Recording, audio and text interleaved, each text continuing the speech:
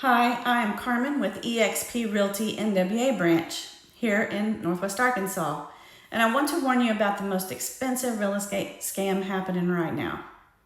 Wire transfer fraud. It cost victims $145 million last year alone, and that's an average of $70,000 per victim. And here's how it works. You're days away from closing on your dream home and you get an urgent email. It looks like it's from your title company or real estate agent, but the email address seems slightly off or looks slightly off. Maybe for the title company email, it may look like or be spelled like TITLLE with an added L, like titlecompany.com instead of TITLE company.com email address, something like that. The email says there's a last minute change to the wiring instructions and you need to send your down payment to a different account immediately. But don't do it. This is how scammers steal your entire down payment in some cases. The email will look completely legitimate.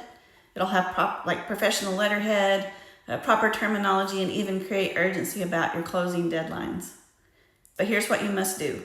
Never trust wiring instructions that come only by email.